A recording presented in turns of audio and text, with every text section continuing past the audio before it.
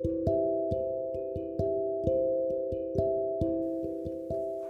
want to share with you a question.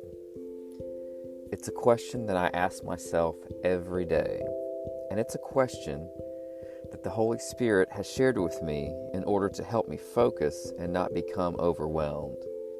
And it has been an absolutely invaluable gift, this one simple question.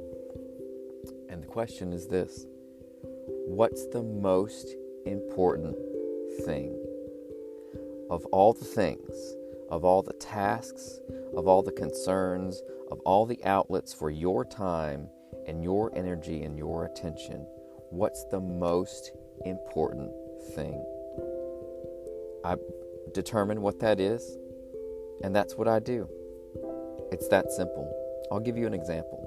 Let's say my wife and my daughter are out shopping or getting their hair cut or something, and I have 1 hour until they get home, and I need to accomplish a task. And let's say the grass needs cutting, but we also need groceries. So I ask myself, what's the most important thing? You can't do everything. You can't be everything to everyone. So what's the best way you can spend this next hour to serve others? So in this scenario, I would choose to buy groceries, because the yard can wait. It'll be there later, or tomorrow, or next weekend even. The family needs to eat more than I need to appear responsible to my neighbors.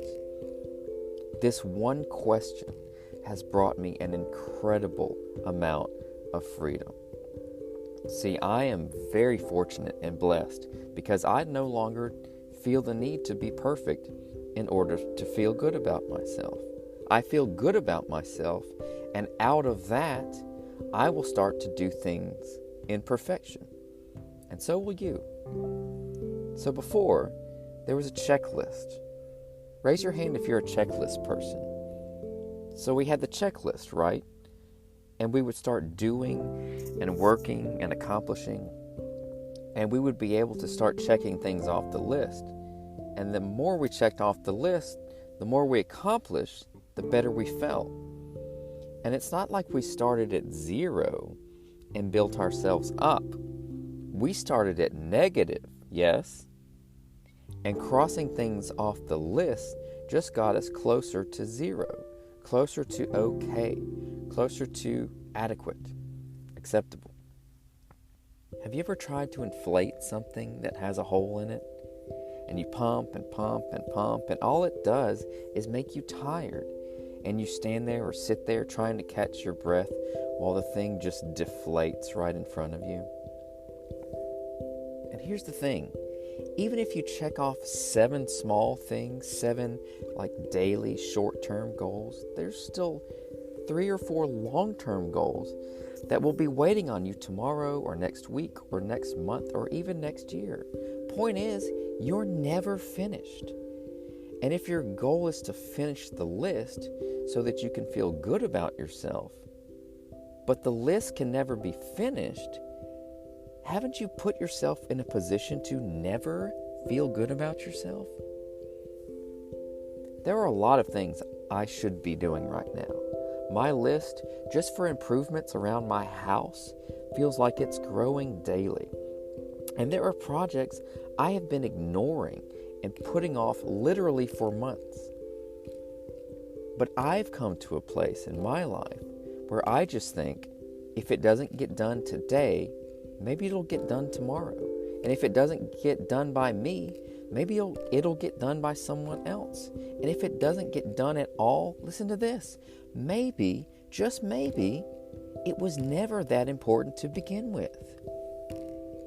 And if you can ignore something for 6 months and still function, how important could it possibly be? And let me tell you, that beats the heck out of, I must do it all by myself because my self-worth is tied directly to my checklist.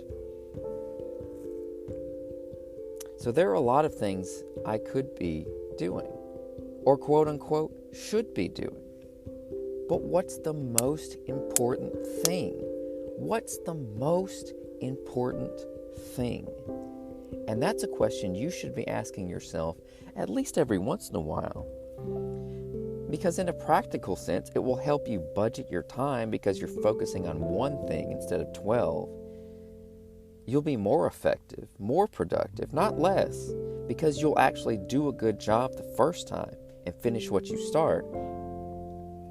And on kind of a higher consciousness level, it's just something you need to ask yourself to stay focused on big picture things, those long-term goals and desires, because you don't want to get 3 years, 6 years, 10 years down the line and realize, oh, I've been doing laundry and dishes and grocery shopping nonstop. Who am I? What do I want? What did I want for my family, for my children? I don't remember, or I don't have time. This is from Luke chapter 10. But Martha was distracted with much serving, and she approached him, Yeshua, and said, Lord, do you not care that my sister has left me to serve alone? Therefore, tell her to help me. And Jesus answered and said to her, Martha, Martha, you are worried and troubled about many things, but one thing is needed, and Mary has chosen that good part, which will not be taken away from her. Some translations say that better part. I always like that. Mary has chosen that better part, and it will not be taken from her. So in this story, to sum it up briefly, Mary and Martha are sisters, and they're hosting Yeshua. They're hosting the Messiah. Mary is sitting at his feet listening to him speak. Martha is busy doing chores. The incarnation of God himself is in their house, and Martha cannot stop long enough to spend time with him. He wants her attention, but she feels the need to impress him. And just in a really practical sense, if your whole life is just a series of chores, if menial tasks take up all of your time, if your checklist is never ending, you may not be taking yourself seriously enough. You may think it's your lot in life to accomplish menial tasks because you see yourself as a menial person. If this is you, what you will find is that, for instance, if you leave dishes in the sink overnight, I promise you, you will still wake up in the morning. I promise you, your heart will continue to beat. I promise you, oxygen will still get into your lungs. Neglect is a muscle that needs to be flexed. And it's not neglect, actually, it just might feel that way. You have to practice it. What's the most important thing? It takes so much pressure off. It lifts so much weight off your shoulders. If you truly need to get things done, that's one thing. But if you need to get things done in order to be able to breathe, then you being able to breathe is actually the most important thing. And you being able to breathe will actually help you accomplish the things you're trying to accomplish with less effort, less sweat, and less toil. And here's a crazy idea. It might actually start to become enjoyable. And also, guess what you're not doing when you're absorbed in your chores to make yourself feel okay? You're not creating something or building something that would free up more of your time for doing those same chores.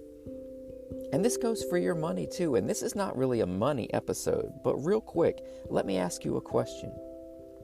What's more important? You working hard to pay the minimums on your credit card balance?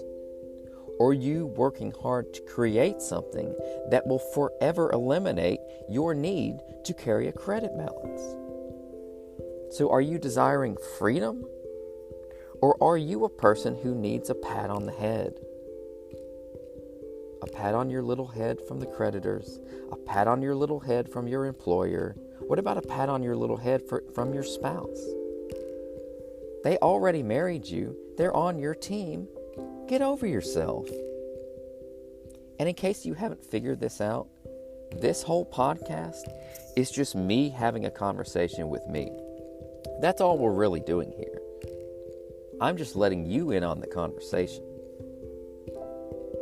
What's the most important thing? This question is guiding every aspect of my life right now. And the path to this point has not always been pleasant. It has very, very rarely been what I would have chosen. But I'm thankful to be here. Sometimes it's a blessing to be confined because it's easier to focus when you have fewer options and fewer distractions. Just speaking from our situation right now, we're not planning a summer vacation. We're not browsing for beach condo rentals. We're not going out to eat every week. We're building. We're expanding. What are you doing? What are you building? How are you expanding? What's being revealed through your life? And I'm not special. I'm not better than you. I am you. I'm never flexing. That's not what I'm doing. It's an invitation. I'm always inviting you along for the ride. Anything I'm doing, you can do. And anything I can do, you can do better.